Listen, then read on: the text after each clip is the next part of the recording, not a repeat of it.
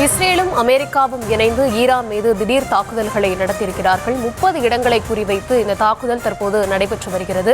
தொடர்ந்து விவரங்களை தர இருக்கிறார் செய்தியாளர் மதியழகன். தாக்குதல் நடைபெற்றிருக்கக்கூடிய இந்த சூழல்ல நீங்க தொடங்கி வச்சுட்டீங்க, இனி முடிவு உங்க கையில் இல்லை அப்படின்னு ஈரான் ஒரு தைரியமா அந்த அறிக்கையை வெளியிட்டிருக்காங்க. இது எப்படி புரிஞ்சுக்கலாம்? அவங்க இவ்வளோ ஸ்ட்ராங்கா ஒரு அறிக்கையை வெளியிடுறதுக்கு காரணம் அவங்க பின்னாடி சப்போர்ட்டிவா மற்ற நாடுகளும் இருக்கிறதா புரிஞ்சுக்கலாமா?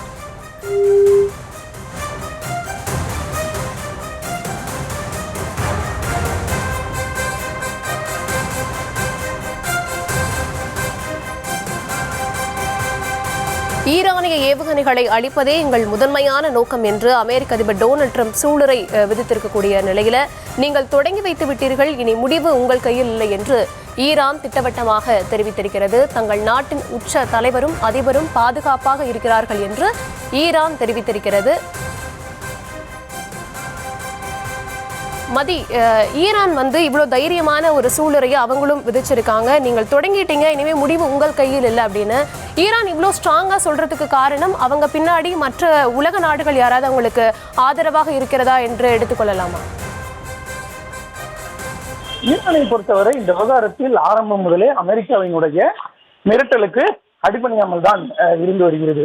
அது அணு ஒப்பந்தத்தில் கையெழுத்திட வேண்டும் என்ற கோரிக்கையாக இருக்கட்டும், அதே போல ஈரானில் உள்ளூர் போராட்டக்காரர்களை ஒடுக்குவதில் கடுமை காட்டக்கூடாது போன்ற கோரிக்கையாக இருக்கட்டும், எதுவாக இருந்தாலும் கூட ஆரம்பம் முதலே அமெரிக்கா கடுமையான மிரட்டல்களை எல்லாம் விடுத்து வந்தாலும் கூட அதனை எதனையுமே ஈரான் ஏற்கவில்லை. இந்த நிலையில்தான் தற்பொழுது இந்த விவகாரம் தொடர்பாக ஈரானும் சூளுரையை நிகழ்த்தி இருக்கிறது. அதாவது நிச்சயமாக இதற்கு பதிலடி கொடுக்கப்படும் என்ற ஒரு கருத்தினை ஈரான் தெரிவித்திருக்கிறது. நிச்சயம் இதற்கு பதிலடி இருக்கும் என்று ஈரான் தெரிவித்திருக்கிறது.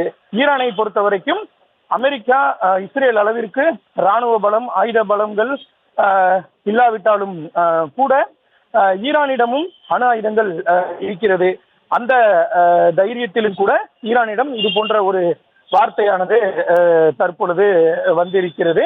இந்த நிலையில்தான் ஈரானினுடைய அதிபரும் பத்திரமாக இருக்கிறார், அவருக்கு எந்த விதமான பாதிப்பும் ஏற்படவில்லை என்றும் தெரிவித்திருக்கிறது. ஆனால் அமெரிக்க அதிபரை பொறுத்தவரை நாங்கள் தொடர்ச்சியாக ஈரான் அதிபரை பின்தொடர்ந்து வருகிறோம், அவர் எங்கு இருக்கிறார் என்பதெல்லாம் கூட எங்களுக்கு தெரியும் என்ற மிரட்டல் எல்லாம் விடுத்தாலும் கூட ஈரான் அதனை கண்டுகொள்ளவில்லை. ஒருவேளை ஈரான் தங்களிடம் இருக்கக்கூடிய அணு ஆயுதத்தை பயன்படுத்தும் பட்சத்தில் இந்த சண்டை என்பது போராக மாறி மிகப்பெரிய அழிவை ஏற்படுத்தும். ஏனென்றால் இருப்பதிலேயே மிகவும் பயங்கரமானது அணு ஆயுதம். அணு ஆயுதத்தை எந்த நாடு வைத்திருந்தாலும் கூட அந்த நாடு ஆபத்தான நாடாக தான் அறியப்படுகிறது. அதனை இது போன்ற ஒரு சூழலில் பயன்படுத்தும் பட்சத்தில் அதனால் ஏற்படக்கூடிய விளைவுகள் என்பது மிக உக்கிரமானதாக இருக்கும். மக்கள் ஏராளமான அப்பாவி மக்கள் கொல்லப்படுவதோடு அதனுடைய பாதிப்புகள் பல ஆண்டுகளுக்கு நீடிக்கும் நிலையும் ஏற்படும். எனவே அது போன்ற ஒரு சூழல் எல்லாம் தற்பொழுது ஏற்படக்கூடாது என்றால் உடனடியாக இந்த விஷயத்தில் உலக நாடுகள் தலையிடுவது ஒரு தேவையான மிக ஒரு அத்தியாவசியமான நிலையாக மாறி இருக்கிறது. எனவே தற்பொழுது இந்த சண்டை ஆரம்பித்திருந்தாலும் கூட இஸ்ரேலும் அமெரிக்காவும் தாக்குதலை நடத்தி வரக்கூடிய நிலையில் ஈரான் தரப்பில் இருந்து இன்னும் பதிலடி கொடுக்க தொடங்கவில்லை. அவ்வாறு அவர்கள் பதிலடி கொடுக்க தொடங்கும் பட்சத்தில் இரு தரப்பிலும் பாதிப்பு ஏற்படுவதற்கான வாய்ப்புகள் இருக்கின்றன. ஒருவேளை ஈரான் தாக்குதலை தொடங்கும் பட்சத்தில் அமெரிக்காவும் இஸ்ரேலும் தனது தாக்குதலை வேகப்படுத்துவதற்கான வாய்ப்புகள் இருக்கின்றன. இறுதியில் அழிவை சந்திக்க போவது அப்பாவி மக்கள் தான். அந்த வகையில் ஈரான் அணு ஆயுதத்தை பயன்படுத்துவது உள்ளிட்டவற்றை தவிர்க்கக்கூடிய வகையில் இருக்கக்கூடிய நிலையை இந்த நிலையினுடைய தீவிரத்தை சமாதானமாக்கி ஒரு அமைதியான சூழலை ஏற்படுத்துவதற்கு உலக நாடுகள் முன்வர வேண்டும் என்ற ஒரு கோரிக்கையும் முன்வைத்திருக்கிறது.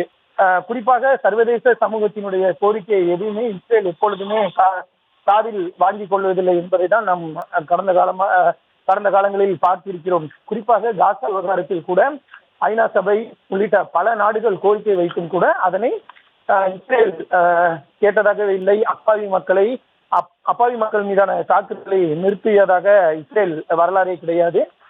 தற்பொழுது அமெரிக்காவும் கூட தொடர்ச்சியாக ஐநா உள்ளிட்ட சர்வதேச அமைப்புகளுக்கு எதிராக தான் அமெரிக்க அதிபர் ட்ரம்ப்பும் தொடர்ச்சியாக கருத்துக்களை தெரிவித்து வருகிறார். ஐநா அமைப்பிலிருந்து வெளியேறுவது உள்ளிட்ட பல்வேறு கருத்துக்களையும் அவர் தெரிவித்து வரக்கூடிய நிலையில் ட்ரம்ப்பும் கூட ஐநா உள்ளிட்ட சர்வதேச நாடுகளினுடைய கருத்தை கேட்பாரா என்ற ஒரு கேள்வியும் எழுந்திருக்கிறது. ஈரான் பதிலடி தாக்குதல் தொடுக்கும் பட்சத்தில் மற்ற நாடுகள் அமெரிக்காவினுடைய நட்பு நாடுகள், அதாவது நேட்டோ அமைப்பில் இருக்கக்கூடிய பிரான்ஸ், இங்கிலாந்து உள்ளிட்ட நாடுகள் அவர்களும் இதில் இணைவார்களா என்ற ஒரு கேள்வியெல்லாம் எழுந்திருக்கிறது. அமெரிக்காவுக்கும் நேட்டோ நாடுகளுக்குமான சூழல் கூட தற்பொழுது ஒரு சுமூகமாக இணக்கமான சூழல் இல்லாத நிலைதான் இருக்கிறது. ஏனென்றால் கிரீன்லாந்தை கைப்பற்றுவது தொடர்பாக அமெரிக்க அதிபரினுடைய கருத்துக்கு தற்பொழுது நேட்டோ நாடுகள் எல்லாம் ஏற்கனவே கடுமையான கருத்துக்களை தெரிவித்திருந்தன. கிரீன்லாந்தை அமெரிக்கா கைப்பற்றுவதற்கு நாங்கள் விடமாட்டோம் என்ற ஒரு கருத்தை எல்லாம் அவர்கள் தெரிவித்திருந்தார்கள். குறிப்பாக இங்கிலாந்து பிரதமர் கூட நேரடியாக சைனாவிற்கு சென்று சைனாவுடன் வர்த்தக ஒப்பந்தத்தில் ஈடுபட்டதெல்லாம் அமெரிக்காவுக்கும் நேட்டோ நாடுகளுக்கு இடையிலான அந்த ஒரு நட்புறவை கேள்விக்குள்ளாக்கியது. இது போன்ற பல்வேறு சூழல்கள் இருக்கிறது. இது ஒரு உலகப்போர் அளவிற்கு செல்லுமா அல்லது ஒரு பிராந்திய அளவிலான, அதாவது மத்திய கிழக்கு பகுதியில் மட்டுமான ஒரு சண்டையாக முடியுமா என்ற கேள்வி எல்லாம் எழுந்திருக்கிறது. எந்தெந்த நாடுகள் இதில் எந்த அணியில் சேரப்போகின்றன உள்ளிட்ட பல்வேறு கேள்விகள் இருக்கக்கூடிய நிலையில் தற்பொழுது அமெரிக்கா மற்றும் இஸ்ரேல் தொடங்கி இருக்கக்கூடிய இந்த சண்டையை முடிவுக்கு கொண்டு வருவதற்கு சர்வதேச சமூகமும் சர்வதேச நாடுகளும் என்ன நடவடிக்கை எடுக்க போகின்றன, அல்லது இந்த தாக்குதல் அடுத்த கட்டத்திற்கு செல்லுமா என்ற பல்வேறு கேள்வியெல்லாம் எழுந்திருக்கிறது.